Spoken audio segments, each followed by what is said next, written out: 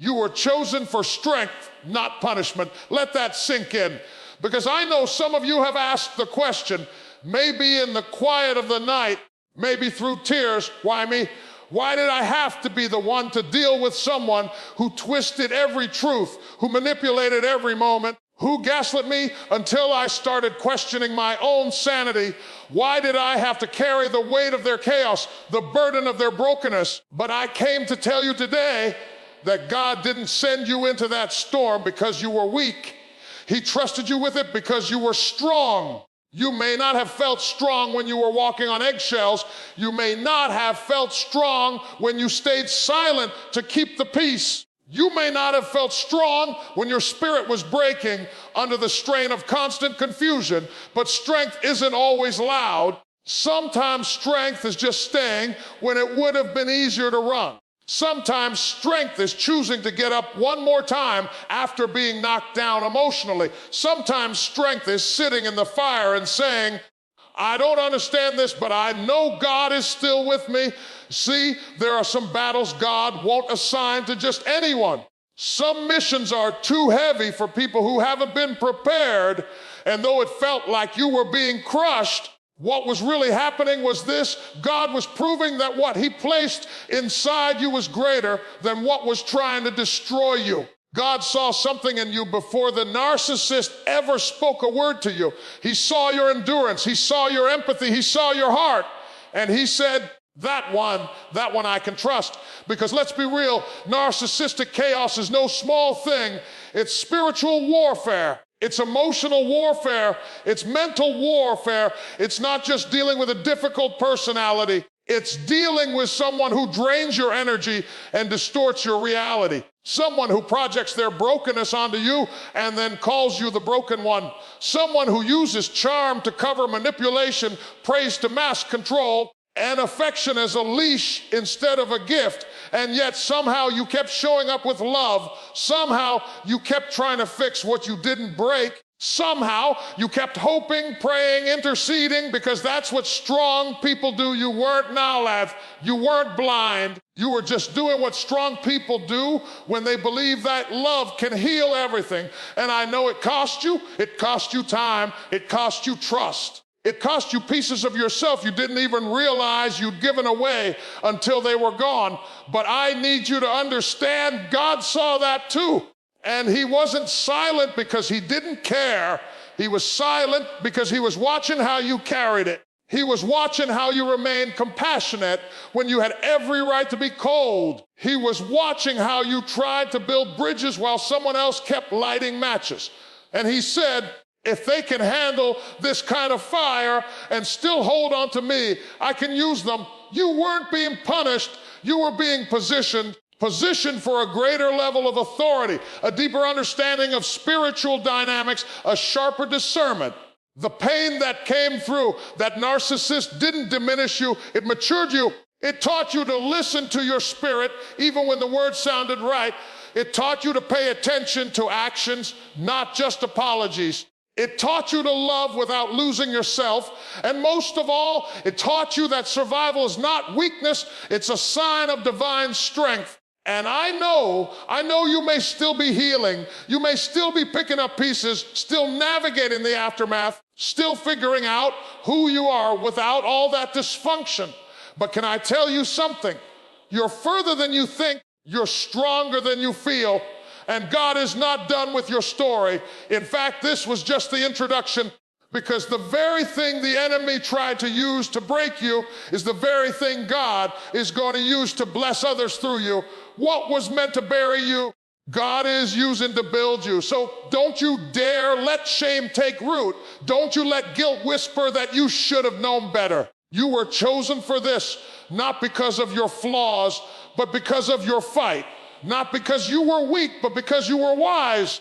Because God needed someone who wouldn't just survive the chaos, but who would rise from it and help others do the same. That's why He trusted you. Your healing sets others free. That's not just a feel-good phrase, it's a divine assignment. Because when God trusted you with a narcissist's chaos, He wasn't just thinking about your journey, He was thinking about every person who would one day hear your voice, watch your transformation, and realize that they too can come out of the same pit. You see, your breakthrough is not just for you. It's for everyone connected to you. It's for your children. It's for your sister. It's for the woman in the back who's still hiding her pain behind a smile. It's for the man who's too ashamed to say he's been emotionally manipulated. It's for the people who've been silently drowning, waiting for proof that survival is possible. There is power in your healing, real power, not just to feel better, not just to move on, but to set the atmosphere for deliverance in other people's lives. And the enemy knows that. That's why the chaos was so deep. That's why the gaslighting was so heavy. That's why the confusion kept circling back. Because if the narcissist could keep you stuck, he could keep others blind. If they could silence your truth, they could prolong the cycle in someone else's life. But every time you chose healing, every time you got back up, every time you chose to love yourself a little more, every time you stopped making excuses for dysfunction, you were breaking chains in the spiritual realm. I want you to realize something. The narcissist didn't just underestimate your strength. They underestimated your influence. They didn't know who you were becoming in the pain. They didn't know that you were learning how to speak with authority. They didn't know that God was anointing your story while you were still wiping tears from your pillow. They didn't know that one day the same mouth they tried to silence would become a trumpet of truth for someone else's freedom. Because when you heal, you give others permission to heal. When you name the abuse, you give someone else the courage to do the same. When you stop apologizing for choosing peace, you give someone else the boldness to do it too. And let me say this to the one who's still in the process, still unsure, still second guessing your instincts. Your healing doesn't have to be perfect to be powerful. You don't have to have all the answers. You don't need a polished testimony. All you need is honesty. All you need is the willingness to say, I've been through something and I'm choosing to grow through it. That alone is a light in the darkness. That alone disrupts generations of silence. That alone makes the enemy nervous. Some of you don't realize that your healing is prophetic. You're breaking patterns that have existed in your family line for decades. You're refusing to carry what your mother carried. You're refusing to normalize what your father never addressed. You're standing in the gap. And it's not just emotional, it's spiritual. Because when God heals you, he's also redeeming the territory the enemy tried to claim through pain. And every step you take toward wholeness is a declaration that the cycle stops with you. But I know it hasn't been easy. Healing isn't linear. Some days you're empowered. Other days, the trauma echoes back like it just happened yesterday. Some days you want to teach others what you've learned. Other days, you just want to be held. But every single day you choose to face the truth. Instead of fleeing from it, you're doing the work of liberation. Every single day you choose to speak life over yourself instead of letting old lies take root. You're tearing down the strongholds the narcissist tried to plant in your mind. And here's what I love about God. He doesn't wait until you're fully healed to use you. He'll use you while you heal. He'll use your scars, your setbacks, your stumbling, and still bring deliverance through you. Because people aren't moved by perfection. They're moved by truth. And your truth has power. Your truth carries weight. Your truth is somebody else's permission slip to escape the same confusion you once called love. So don't hide your process. Don't minimize your growth. Don't underestimate what your healing is doing in the lives of people you may never even meet. Someone is praying for the courage you carry. Someone is waiting to see how you rise. And when they do, they won't just see you. They'll see the God who never left you, the God who sustained you, the God who trusted you to carry this chaos because he knew it would become the soil for someone else's freedom. That's why your healing matters. The chaos was a catalyst for your calling. You didn't just survive a toxic relationship. You were being shaped in the fire. It might not have looked like it at the time. In fact, I know it didn't feel like purpose. It felt like pain. It felt like betrayal. It felt like confusion, like rejection, like constant second guessing yourself until you didn't know where you ended and where the narcissist's lies began. But God was doing something deeper. He wasn't just trying to get you out of the situation. He was pulling something out of you. Because here's the truth. Sometimes your calling can only be revealed through what tried to crush you. It's easy to think that purpose is birthed in perfect places. We imagine it comes when life is smooth, when doors open easily, when support surrounds us. But that's not how purpose usually works. Purpose is born in pain. It's carved out in confusion. It's uncovered in the middle of chaos. And God trusted you to walk through a kind of emotional wilderness, not because He wanted you to suffer, but because He wanted to stir something in you that comfort never could.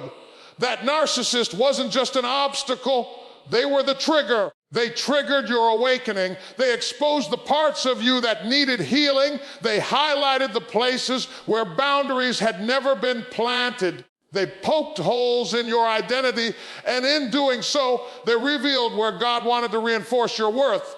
It was in the tension, in the conflict, in the trauma that your calling began to rise, because before purpose can be fulfilled, it has to be tested. And I know you didn't ask for this. You didn't ask to be stretched like this. You didn't ask to be the one who had to unlearn dysfunction, to confront manipulation, to pick up the shattered pieces of your self-worth. But God knew you had something in you, something the chaos couldn't cancel, something the lies couldn't destroy, something the gaslighting couldn't erase. And so while the narcissist was playing games with your mind, heaven was solidifying your calling. While they were sowing confusion, God was cultivating clarity. You didn't know it then, but that storm was your classroom. You were being taught how to fight, not just for yourself, but for others. You were being trained how to recognize deception, how to hear God clearly, how to stand in your truth when everything around you was trying to twist it. You see, the enemy didn't just want to hurt you. He wanted to shut down your assignment. He knew that if you ever healed, if you ever saw the truth, if you ever came into alignment with who God says you are, you would be dangerous.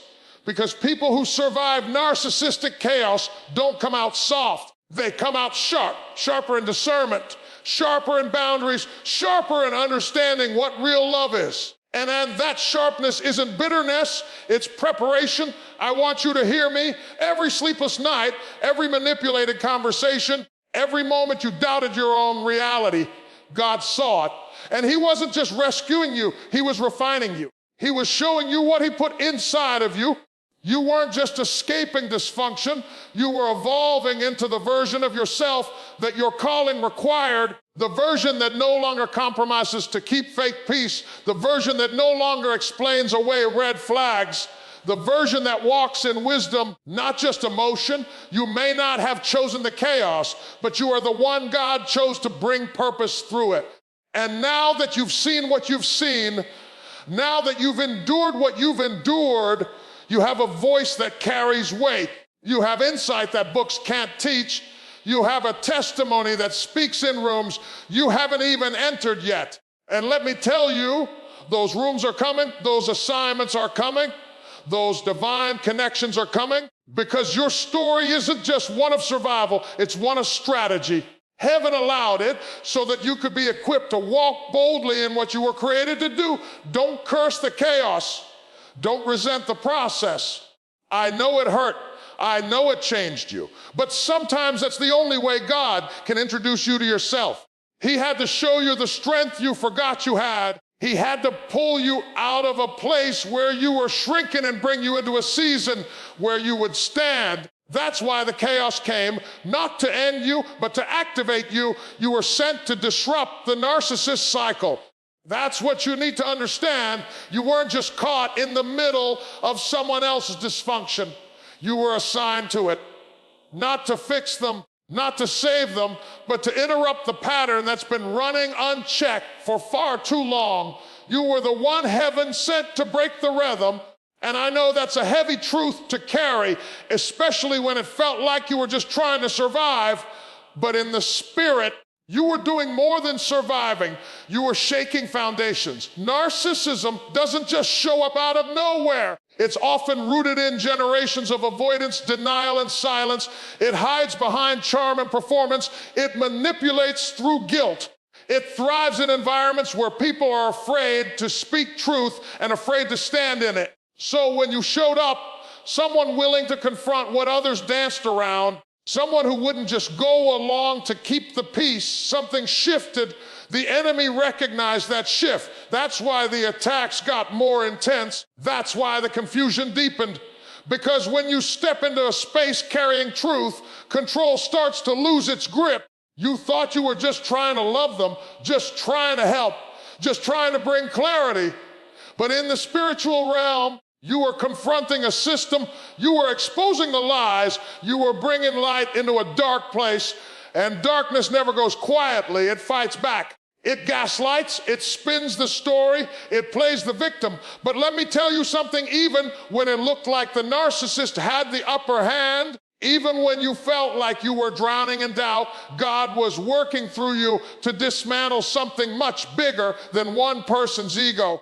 You weren't the problem, you were the interruption, you were the one who didn't bow to manipulation, the one who started asking hard questions, the one who brought accountability into a space that was used to excuses. And I know they may have painted you as the difficult one, they may have tried to flip the script to make you question your own goodness, but let me remind you, being a disruptor is never easy.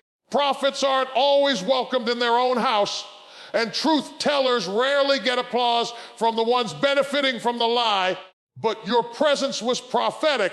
You didn't just show up in their life, you were sent to awaken something, sent to confront cycles that were passed down like heirlooms, sent to be a mirror in a house full of masks. That's why it hurt the way it did. That's why you felt like your love was never enough, because you were trying to plant peace in a place where war was the norm. And even though it broke your heart, even though you had to walk away, don't you dare think it was in vain. Sometimes being a disruptor means you don't get to stay. Sometimes your role is to enter the space, stir the waters, and leave behind a seed that will grow long after you're gone.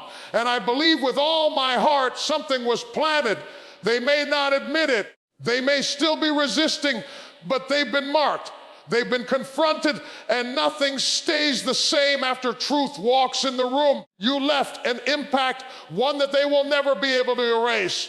But here's the part I don't want you to miss. Disrupting their cycle also disrupted yours. You didn't just come to stop their pattern, you came to break free from your own. That relationship brought things to the surface in you that God wanted to heal. It revealed where you still sought validation, where you overextended, where you confused pain for love. And as much as it hurt, it became the mirror that showed you your own places of growth.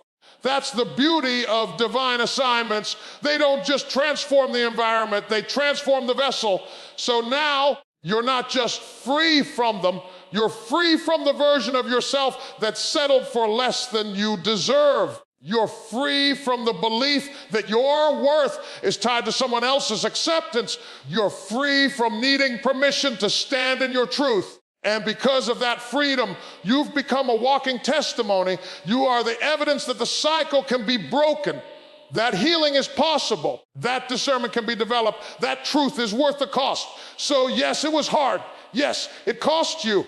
But don't you let the pain blind you to the purpose.